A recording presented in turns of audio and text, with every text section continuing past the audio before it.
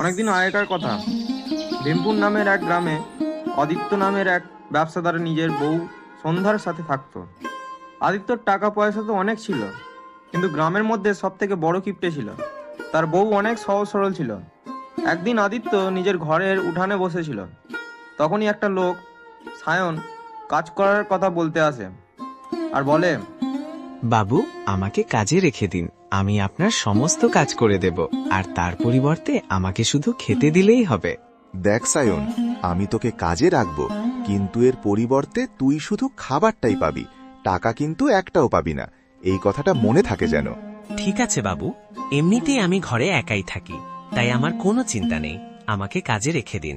সায়নের কথা শুনে আদিত্য নিজের মনে মনে ভাবেন, আরে, এর চেয়ে তো ভালো আর কিছু হতেই পারে না। এরকম কাজের লোক আর কোথায় পাবো, যে টাকা না নিয়ে শুধু খাবার খেয়েই সন্তুষ্ট? এরকম সুযোগ হাতছাড়া করলে হবে না। সময় আস্তে আস্তে কেটে গেল আর সন্ধ্যা হয়ে গেল। তারপর থেকে সায়ন আদিত্যর বাড়িতেই থাকে। পরের দিন সকালে সূর্য ওঠার সাথে সাথেই আদিত্য তার চাকর সায়নকে নিজের কাছে ডাকে। আরে ওই সায়ন, কোথায় গেলি? তাড়াতাড়ি আয়, মাঠে যেতে হবে। উঠে দেখ, সূর্য মাথার ওপর উঠতে চলেছে। হ্যাঁ বাবু, এক্ষুনি আসছি, আর 2 মিনিট দাঁড়ান। আদিত্য তার চাকরের সাথে মাঠে চলে যায় আর তারা কাজ করতে থাকে। কিছু সময় কাজ করার পর সায়ন আদিত্যকে বলে, আরে বাবু, আপনার কাছে তো টাকার কোনো অভাব নেই, তাহলে আপনি কাজ করছেন কেন? আর কিছু লোককে কাজে রাখলেই তো হয়। এত টাকা আমার কাছে কোথায় আছে যে শুধু খরচ করব? তারা কি আর এমনি এমনি কাজ করবে? খেতে দিতে হবে, টাকা পয়সা সব দিতে হবে, কিন্তু কাজের কাজ কিছুই করবে না। এর থেকে নিজেই কাজ করব, অনেক ভালো। এটা শুনে সায়ন বুঝতে পেরে যায় যে আদিত্য 1 নম্বরের কিপ্টে, আর দুজনেই কাজ করতে থাকে। কাজ করতে করতে কিছুক্ষণ পর আদিত্য পায়ে লেগে যায়। আদিত্যর পায়ে লেগে গেছে দেখে সায়ন তাকে বলে, বাবু, আপনার পায়ে তো লেগেছে, আমি এক্ষুনি ডাক্তার ডাকছি। না সায়ন, ডাক্তার ডাকার কোনো প্রয়োজন নেই, আমার পা ঠিক আছে, একটুখানি তো শুধু লেগেছে। বাড়িতে গিয়ে চুন হলুদ তেল লাগিয়ে নেব, তাড়াতাড়ি ঠিক হয়ে যাবে। এটা শুনে সায়ন মনে মনে ভাবে, আরে, এ তো অনেক বেশি কিপটে। এত বড় চোট পেয়েছে, তবুও ডাক্তার ডাকতে বারণ করছে। আরে বাবা, শরীরটা ঠিক রাখলেই তো কাজ করতে পারবে। এত টাকা নিয়ে কি করবে যদি শরীরটাই ঠিক না থাকে? তারপর সায়ন কোনো রকমে আদিত্যকে ঘরে নিয়ে আসে। আরে সায়ন, কোথায় আছিস? তাড়াতাড়ি আয়, আমার পায়ে ব্যথা হচ্ছে। হ্যাঁ বাবু, বলুন, কি হয়েছে? আমার পায়ে ব্যথা হচ্ছে। আপনার জন্য গ্যাসের চুলায় জল গরম করে দিচ্ছি, সেক দিলে আরাম লাগবে। না না, গ্যাসের চুলায় নয়, সিলিন্ডারে গ্যাস বেশি নেই। তুই বরং এক কাজ কর, জলটা ছাতে রেখে দিয়ায়, রোদের তেজ প্রচুর, এক্ষুনি গরম হয়ে যাবে, অন্তত একটু তো গ্যাসের সাশ্রয় হবে। অন্যদিকে আদিত্যর বউ আদিত্যর এই কিপ্টেমিতে অনেক চিন্তায় পড়ে যায়। সে আদিত্যর কাছে গিয়ে বলে, ওগো শোনো, তুমি এত টাকা নিয়ে কি করবে? ঘরে রান্না করার জন্য কিছুই নেই। যাও তাড়াতাড়ি বাজারে গিয়ে আলু নিয়ে এসো। দূর দূর, এত দাম দিয়ে আলু কিনে কে খাবে? তুমি বরং একটা কাজ করো, চাল ডাল দিয়ে খিচুড়ি চাপিয়ে দাও, আলু খেতে এমনিতেও ভালো লাগে না। তোমার থেকে বড় কিপটে আজ পর্যন্ত কোনো দিনও দেখিনি। এখন তো আলুর কম দাম, আর তুমি বলছো আলুর প্রচুর দাম। আগে গিয়ে আলু নিয়ে আসবে, না হলে আজ আমি কিছুই রান্না করব না। তারপর আদিত্য তার চাকর সায়নকে নিয়ে বাজারে বেরিয়ে পড়ে আর আলু কেনার জন্য বাজারে পৌঁছে যায়। তখনই আদিত্য দূর থেকে একটা দোকান দেখতে পায় যেখানে লুচি ঘুগনি বিক্রি হচ্ছিল। তা দেখে আদিত্য সায়নকে বলে, সায়ন, আজ সকাল থেকে পেটে কিছু পড়েনি, খুব জোর খিদে পেয়েছে। হ্যাঁ বাবু, আমারও খুব জোর খিদে পেয়েছে। সামনে যে দোকানটা আছে, চলুন সেখানে গিয়ে কিছু খেয়ে নেওয়া যাক। হ্যাঁ হ্যাঁ, তাড়াতাড়ি জিজ্ঞাসা করে আয় কত করে লুচি ঘুগনি বিক্রি করছে, আর বলবি যে আমরা দুজন খাবো, একটু কম করে দাম নিতে। এরপর সায়ন দোকানদারের কাছে যায়। সেখানে সে খাবারের দাম জিজ্ঞাসা করে, প্রত্যেক কথা মন দিয়ে শোনে আর ফিরে আসে। এসে আদিত্যকে বলে, আরে বাবু, দোকানদার অনেক কম দামে বিক্রি করছে, 20 টাকা 4টে লুচি, আর হ্যাঁ, ঘুগনি তো ফ্রি দেয়, যত খুশি ঘুগনি খেতে পারেন। এটা শুনে আদিত্যর মন আনন্দে ভরে ওঠে। দেখ সায়ন, এটাই সুযোগ পেট ভরে খাওয়ার। সে বলছে লুচির সঙ্গে ঘুগনি ফ্রি দেবে, তাহলে আমরা শুধু ঘুগনিটাই খাবো আর লুচি একটাও খাবো না, আর পরেও লুচি ফেরত দিয়ে দেবো, তাহলে আর 1 টাকাও দিতে হবে না। এই বলে আদিত্য আর তার চাকর সায়ন দুজনেই দোকানদারের কাছে যায় আর খাওয়া শুরু করে। আদিত্য আর সায়ন খেতে বসে শুধু ঘুগনিটাই বারবার নিতে থাকে। পেট ভরে ঘুগনি খাওয়ার পর আদিত্য দোকানদারকে বলে, এই দোকানে আমরা লুচি খাই না, লুচি থেকে আমাদের অ্যালার্জি, তাই লুচিগুলো ফেরত নিয়ে নাও, আমরা লুচি খাবো না। আপনারা তো শুধু ঘুগনি খেয়ে গেছেন, লুচি একটাও খাননি, তাই 2 প্লেট ঘুগনির টাকাটা তো দিন। কিসের টাকা? তুমি তো বলেছিলে যে 20 টাকায় 4টে লুচি আর তার সঙ্গে ঘুগনি ফ্রি, কিন্তু আমরা তো একটাও লুচি খাইনি, তাহলে টাকা কেন দেব? আদিত্যর কিপটেমি দেখে দোকানদার মাথায় হাত দিয়ে ভাবতে থাকে, এ তো প্রচন্ড কিপটে, হে ভগবান, এ আমি কার পাল্লায় পড়লাম? পুরো গ্রামই ওর কিপটেমিতে বিরক্ত। আদিত্য দোকানদারকে টাকা দেয় না, তাই দোকানদার খুবই চিন্তায় পড়ে যায়। অন্যদিকে আদিত্য তার চাকরকে নিয়ে আলুর দোকানে পৌঁছায় আর তাকে বলে, ভোলা, আলু কত করে? মহাশয়, আলু দুরকম দামের আছে।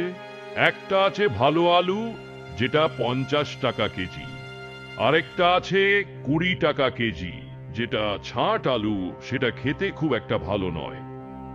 দাম শুনে আদিত্য মনে মনে ভাবে, আমি বরং 20 টাকা দামের আলু 1 কেজি নিয়ে নিই। আলু তো খাওয়ার জন্যই দরকার, ভালো খাও বা খারাপ, পেট ভরলেই হবে। আচ্ছা ভোলা, তুমি বরং এক কাজ করো, আমাকে 1 কেজি এই ছাট আলুই দিয়ে দাও। এই বলে আদিত্য 1 কেজি আলু কেনে আর সায়নের সাথে ঘরে চলে আসে। ঘরে ঢুকেই আলুটা তার বউকে দেয় আর বলে, নাও ধরো, আলু নিয়ে এসেছি, আর কিছু যেন আনতে বলবে না। ওহো, এটা কি করে এনেছো? একেবারে এত খারাপ আলু? বাজানের যত সব ছাট আলু নিয়ে এসেছো। আজকের দিনে গরিব ভিখারিরাও এই আলু কেনে না। এত টাকা তুমি কি করবে? কিনেছো তো শুধু আলু, অন্তত এটা ভালো দেখে নিয়ে আসতে। দেখো, টাকা আছে বলে কি আমি শুধু শুধু ফালতু খরচ করব নাকি? তুমি জানো টাকা আয় করতে কত পরিশ্রম করতে হয়? আর হ্যাঁ, এই আলুগুলো বেশি করে রান্না করার দরকারই নেই। চাকরকে নিয়ে ঘরে 3 জন আছি, তাই 3টে আলুই রান্না করবে। হে ভগবান, এই কিপ্টে লোকটার সঙ্গে থাকতে থাকতে আমার মাথা খারাপ হয়ে যাচ্ছে। হে ভগবান, যাই হোক করে মানুষটার কিপ্টেমিটা দূর করে দাও। এইভাবে কিছুদিন আরো কেটে যায়, কিন্তু ব্যবসাদার আদিত্যর কিপটেমি দিনের দিন বেড়ে যায়। তারপর একদিন, কি গো, শুনছো? মাঘ মাস তো চলে এলো, এবার তো গঙ্গা স্নান করতে যেতে হবে। না না, এত ঠান্ডায় কে যাবে গঙ্গায় স্নান করতে? আর তুমি বলছো গঙ্গায় স্নান করতে যেতে? এত ঠান্ডায় আমি যাব না। এমনিতেই সেখানে গেলে অনেক টাকা খরচ হয়ে যাবে, আমি যাব না। আরে বাবা, আমি শুনেছি গঙ্গা স্নান যে করে তার কোনো দিনই টাকার অভাব থাকে না। গঙ্গা মায়ের আশীর্বাদে তার অনেক টাকা উপার্জন হয়। এই শুনে আদিত্য নিজের মনে মনে ভাবতে থাকে, ও, তাহলে এই ব্যাপার। তাহলে তো গঙ্গা স্নান করতেই হবে, এমনিতেই এখন টাকারও তো আমার খুব প্রয়োজন। কিছু সময় ভাবার পর আদিত্য বলে, ঠিক আছে, গঙ্গা স্নান করতে আমি যাব, কিন্তু সেখানে গিয়ে ফালতু খরচ একদম করব না। গঙ্গা স্নান করতে যাচ্ছি তো স্নান করেই চলে আসব। তাহলে এক কাজ করো, নিজের সঙ্গে সায়নকেও নিয়ে যাও, তাহলে অতটা আর চিন্তা থাকবে না। আদিত্য গঙ্গা স্নান করার জন্য নিজের চাকরকে সঙ্গে নিয়ে বেরিয়ে পড়ে। অন্যদিকে একটা ব্রাহ্মণ নদীর সামনে দাঁড়িয়ে থাকে। আদিত্য কিছুক্ষণ বাদেই স্নান করার জন্য পৌঁছে যায়। তারপর সেই ব্রাহ্মণের সাথে দেখা হয়। মহাশয়, এইখানের একটা নিয়ম আছে, যারা স্নান করবে তাদেরকে দক্ষিণা বাবদ 100 টাকা করে দিতে হবে। ব্রাহ্মণের কথা শুনে আদিত্য তার চাকরকে বলে, দেখ সায়ন, এই বাউনটা গঙ্গা স্নান করার জন্য 100 টাকা দক্ষিণা চাইছে, কিন্তু আমার কাছে তো এত টাকা নেই যে দুজনেই গঙ্গা স্নান করতে পারবো। এক কাজ করা যাক, দক্ষিণাটা ধার করে গঙ্গা স্নানটা আমি এখন সেরে নিই, আর পরে এসে সেই ধার শোধটা করে দেব, আর তোর মাথায় গঙ্গা জল ছিটিয়ে দেব, তাহলে তুইও শুদ্ধ হয়ে যাবি। তাহলে আমার আরো 100 টাকা খরচা বেঁচে যাবে।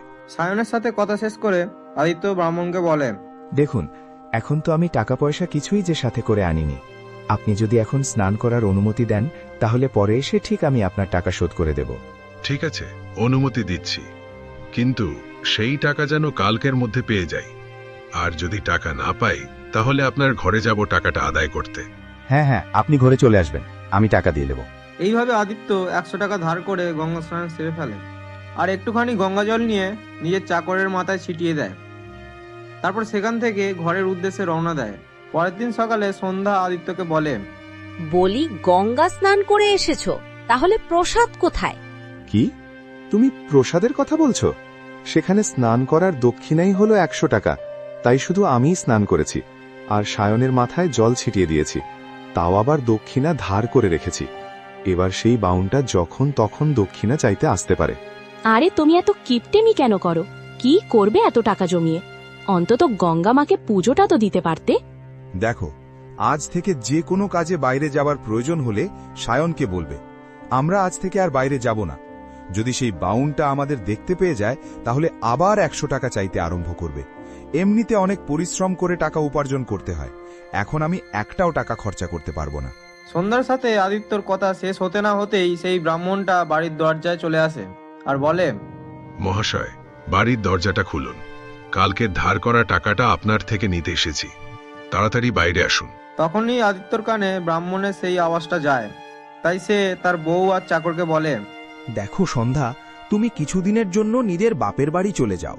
ততদিনে আমরা এই বাউনের থেকে রেহাই পেয়ে যাব। যদি এইভাবেই সবাইকে 100 টাকা করে বিলিয়ে দিই তাহলে আমাদের সবাইকে বাটি হাতে পথে বসতে হবে। ঠিক আছে, আমি বাপের বাড়ি চলে যাচ্ছি, কিন্তু একটা কথা বলে যাচ্ছি, কিপটেমিটা ছাড়ো, তা না হলে এর জন্য একদিন না একদিন আফসোস করতেই হবে তোমাকে। তারপর সন্ধ্যা সেই সময় পিছনের দরজা দিয়ে লুকিয়ে তার বাপের বাড়ি চলে যায়। এদিকে আদিত্য তার চাকরকে বোঝাতে থাকে, দেখ সায়ন, সেই বাউনটা এসেছে স্নানের দক্ষিণা চাইতে, তাই তুই বাইরে গিয়ে তার কাছে গিয়ে বলে দে যে আমি ঘরে নেই। তারপর সায়ন বাইরে যায় আর বাউনটাকে বলে, ঠাকুর মশাই, আমার প্রণাম স্বীকার করবেন, কিন্তু বাবু তো এখন ঘরে নেই।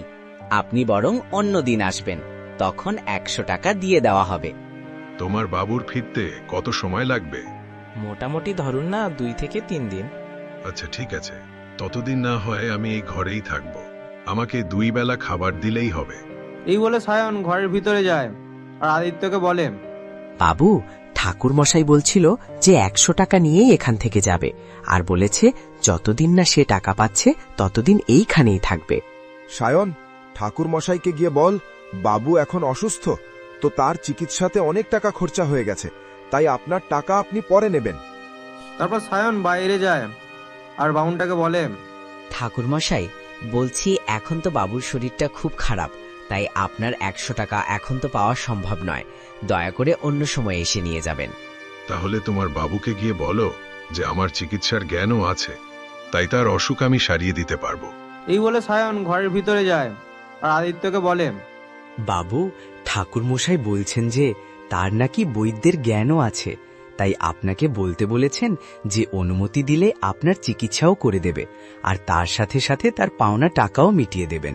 তাহলে যা, তাকে গিয়ে এইটা বল যে আমি অসুস্থ ছিলাম আর কিছুক্ষণ আগেই ইহলোক ত্যাগ করে পরলোকে গমন করেছি। ব্যবসাদারের কথা শুনে সায়ন মনে মনে ভাবে, আরে এইটা তো এবার বাড়াবাড়ি হয়ে যাচ্ছে। আমি তো জানতাম বাবু কিপটে, কিন্তু এতটা পরিমাণে কিপটে আমি তো আজকে প্রথম দেখছি। মাত্র 100 টাকার জন্য নিজেকে মৃত বলে দিতে বলছে, কিন্তু এর কাছে তো অগাধ টাকা আছে, তা সত্ত্বেও 100 টাকার জন্য নিজের জীবনের বাজি রাখছে, মৃত্যুর নাটক করছে। তা যাই হোক, আমার তো কোনো যাই আসে না। তারপর সায়ন বাইরে যায় আর বাউনটাকে বলে, ঠাকুর মশাই, বাবু এই দুনিয়া থেকে বিদায় নিয়েছে। রোগটা এতটা পরিমাণে বেড়ে গিয়েছিল যে আমি আপনার সাথে কথা বলতে না বলতেই বাবু শেষ নিঃশ্বাস ত্যাগ করেন। এইবার তো আপনি সেই 100 টাকা কোনোদিনও পাবেন না। আপনি বরং সেই 100 টাকার আশাটা ছেড়ে দিন আর বাড়ি চলে যান। দেখো, আমি সেই 100 টাকার চিন্তা ছেড়ে দেব, কিন্তু তার শেষ কার্যটা সম্পন্ন করতে হবে আমাকে। আমি এতটাও স্বার্থপর নই যে আমি এইটুকু দায়িত্ব পালন করতে পারবো না। বাউনের কথা শুনে সায়ন মনে মনে ভাবে, বাবুটা তো 1 নম্বরের কিপটে, আর এই বাউনটাও 1 নম্বরের জেদি। আমার মনে হয় আজ আর বাবুকে বাঁচানো যাবে না, তার কিপটে মন তাকেই নিয়ে ডুববে। তারপর বাউন চাকরকে বলে, তাহলে এবার চলো, আমরা প্রথমে গ্রামের লোকেদের ডেকে আনি, তারপর মহাশয়ের শেষ কাজ সম্পন্ন করব। এই বলে সায়ন ঘরের ভিতরে যায় আর আদিত্যকে বলে, বাবু, এতটা কিপটেমি ভালো নয়। আপনি মরে যাবার নাটক করছেন, কিন্তু ঠাকুর মশাই তো সত্যি সত্যি ধরে নিয়েছে যে আপনি মরে গেছেন। সে এবার লোকেদের ডাকতে গেছে আর সবাইকে বলে বেড়াচ্ছে আপনার শেষ কাজ সম্পন্ন করতে হবে, সবাই তাড়াতাড়ি চলো। আরে সায়ন, তুই এত ভয় পাচ্ছিস কেন?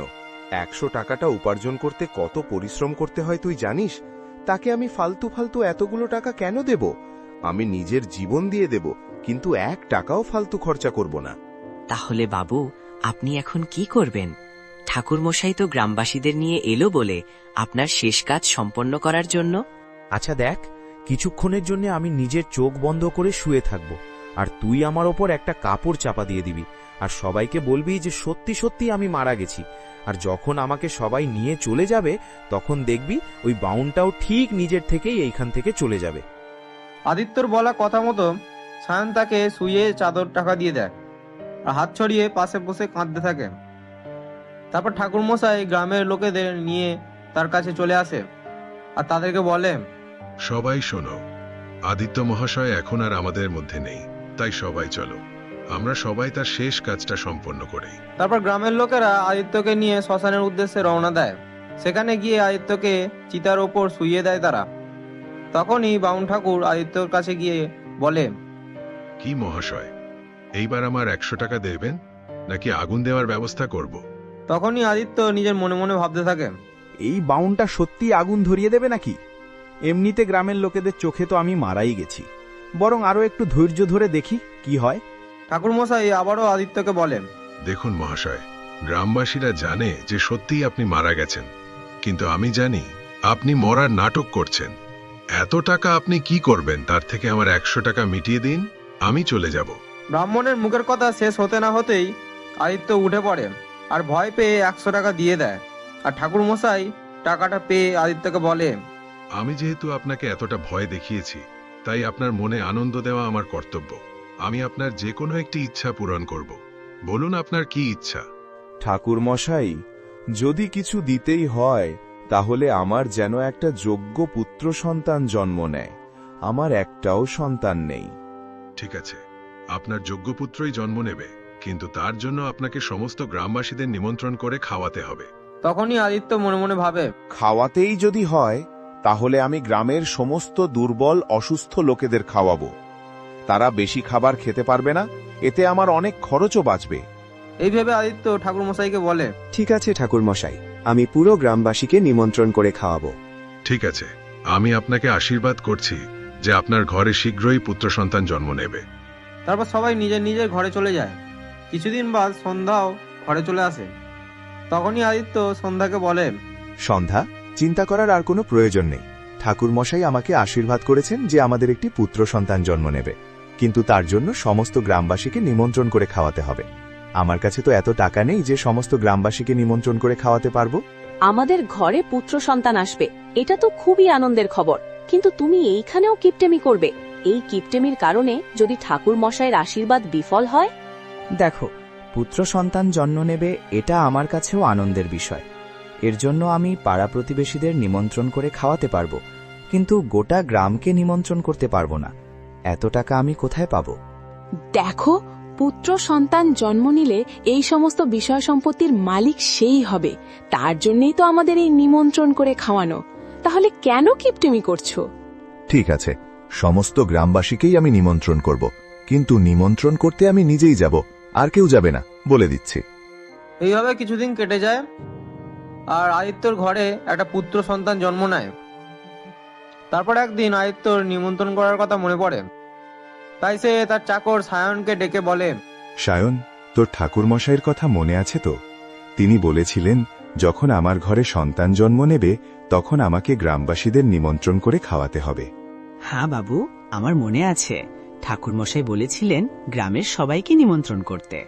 তাহলে এক কাজ কর, এমন কোন রাঁধুনিকে খুঁজে নিয়ে আয় যে ভালো রান্না করতে না পারে। কিন্তু ভালো রান্না না করলে গ্রামবাসীরা খাবে কি করে? তারা তো না খেয়েই চলে যাবে। এটাই তো বুদ্ধি, তারা যত না খাবে ততই আমার খরচ বেঁচে যাবে। রাঁধুনি কম করে রান্না করবে। এবার তাড়াতাড়ি যা, রাঁধুনি খুঁজে নিয়ে আয়। তারপর সায়ন আদিত্যর কথা মতো রাঁধুনির খোঁজ করার জন্য গ্রামের বাইরে চলে যায় আর একজন এমন রাঁধুনিকে ধরে নিয়ে আসে যে নতুন নতুন রান্না করতে শিখেছে। আদিত্য তাকে দেখে বলে, দেখো রাঁধুনি, তোমাকে কিন্তু সবচেয়ে বাজে রান্না করতে হবে। যেমন ধরো, কোনো তরকারিতে নুন বেশি দিয়ে দেবে, কোনোটা আবার একটুও ঝাল থাকবে না, এইভাবে রান্না করতে হবে। ঠিক আছে বাবু, আপনি যেমন বলবেন আমি তেমনই করব, শুধু আমার মজুরিটা দিয়ে দেবেন। এই বলে রাঁধুনি চলে যায়। অন্যদিকে পাশ থেকে আদিত্যর বউ সন্ধ্যা তার কথাবার্তা শুনে নেয় আর সায়নকে ডেকে বলে, দেখ সায়ন, এতে আমার সন্তানের মঙ্গল অমঙ্গল জড়িয়ে আছে, তাই আমি বলছি তুই সমস্ত গ্রামবাসীকে নিমন্ত্রণ করবি। আর রাধুনীকে ভালো করে রান্না করতে বলবি। যদি তোর বাবুও টাকা না দিতে চায়, আমি টাকা দেব, আমার কাছে জমানো টাকা আছে। ঠিক আছে গিন্নিমা, আপনি যা চাইছেন তাই হবে। আমি রাধুনীকে ভালো করে রান্না করতে বলবো আর সমস্ত গ্রামবাসীকে নিমন্ত্রণ করব। এই বলে সায়ন পরের দিন সমস্ত গ্রামবাসীকে নিমন্ত্রণ করে দেয় আর রাধুনীর বাড়ি গিয়ে বলে দেয় যেন সে ভালো করে রান্না করে। তারপর অনুষ্ঠানের দিন আদিত্য তার বাড়িতে গ্রামের সমস্ত লোকেদের দেখে অবাক হয়ে যায়, আর তার চেয়ে বেশি অবাক হয় গ্রামবাসীদের খাওয়া দাওয়া দেখে। আরে সায়ন, রাধুনীটা কিরকম খাবার তৈরি করেছে! লোকেরা তো এমন করে খাচ্ছে যেন তারা 1 সপ্তাহ ধরে কিচ্ছু খায়নি। এত খারাপ খাবারগুলো কি করে খাচ্ছে? সায়ন তার কথা শুনে চুপ করে থাকে, কিচ্ছু বলতে পারে না। খাওয়া দাওয়া শেষ হওয়ার পর ঘরের সবাই একসঙ্গে জড়ো হয় এই বিষয়ে কথা বলার জন্য। এই রাধুনী, এটা কি রকম রান্না করেছিস? গ্রামের লোকেরা তো সব চেটে পুটে শেষ করে দিয়ে চলে গেল।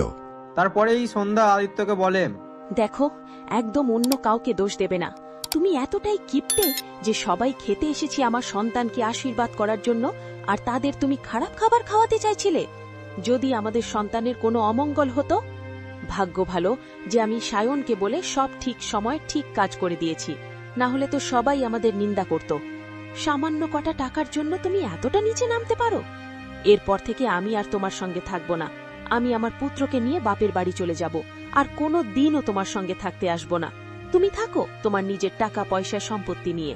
আদিত্যর মাথা সবার সামনে নিচু হয়ে যায়, তাই সন্ধ্যার কাছে গিয়ে নিজের ভুলের ক্ষমা প্রার্থনা করেন আর বলেন, সন্ধ্যা, আমি নিজের ভুল বুঝতে পেরেছি।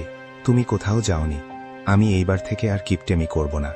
আমি এইবার পরিষ্কার বুঝতে পেরেছি যে বেশি কিপটেমি করাও ঠিক নয়, বরং নিজের ক্ষতি হয়। আমাকে তাই ক্ষমা করে দাও। পরের বার থেকে এরকম ভুল আমার আর হবে না। তুমি সায়নের মাইনেও হিসেব করে দিয়ে দেবে, আর যেন কোনো দিনও এরকম ভুল না হয়। এইভাবে আদিত্য নিজের ভুল বুঝতে পারে। এইবার থেকে সে আর কিপটেমি করে না। সে এবার থেকে তার বউ, সন্তান আর চাকরের সাথে খুবই আনন্দের সাথে দিন কাটায়। তাহলে বন্ধুরা, আমাদের কখনোই বেশি লোভ করা উচিত নয়, আর না তো প্রয়োজনের থেকে বেশি কিপটেমি করা উচিত। কারণ অনেক সময় কিপটেমি নিজের আর পরিবারের ক্ষতি করে। তাই সব সময় আমাদের হাসি খুশি আর সততার সাথে নিজের জীবন কাটানো উচিত।